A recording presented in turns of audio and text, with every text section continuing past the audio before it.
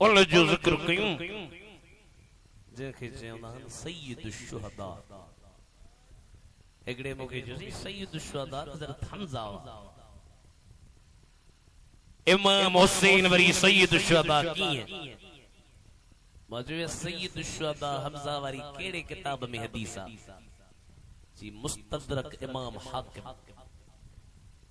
मुझे हदीस पूरी पढ़ी थई अध हिकड़ा वरी हुंदा अथव अधड़ मौलवी, अधड़ समझो था न, हिकड़ा हुंदा नीम हकीम खतरे जान ऐं नीम मुल्ला खतरे ईमान।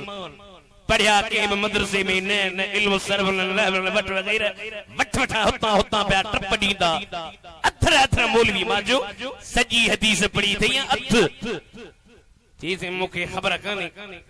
मां जो सॼी हदीस पढ़ खुदा जे महबूब फरमायो सय्यदुश शुहदाए हमज़ा इब्न अब्दुल मुत्तलिब हजरत हमज़ा शहीदन जो सरदारा।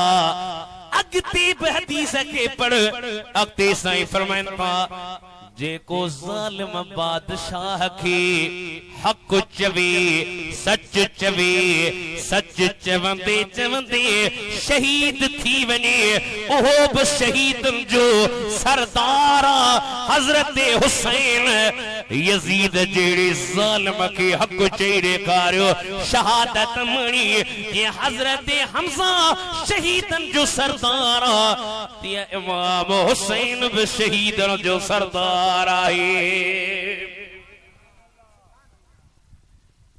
हयात आहे हुसैन मुझो हुसैन जिंदा इमाम आहे। जेके मञो था सी पढ़ायो बाक़ी नथा पढ़ायो तो पोइ मां भला हथ कढां। हयात आहे हुसैन मुझो हुसैन जिंदा इमाम आहे।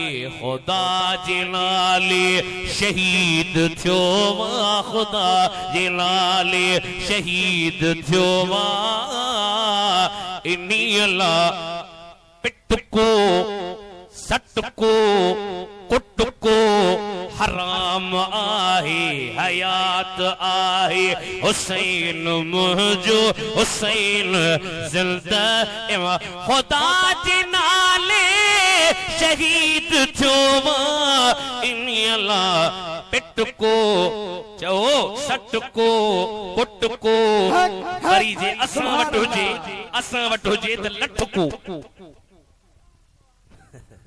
पाण था कनि पिटको सटको कुटको मूं वटि हुजे वरी लठको एड़ियूं लठियूं ठोकिया पर खुदा जे नाले शहीद थियो वा इन्ही अला पिटको हरा हुसैन हस्ती पर मुसलमान हुसैन सुनतो सुनियातो अरे लगी वुजू कई नवात धोती तो नाम जण ही मिड़ैया जातो।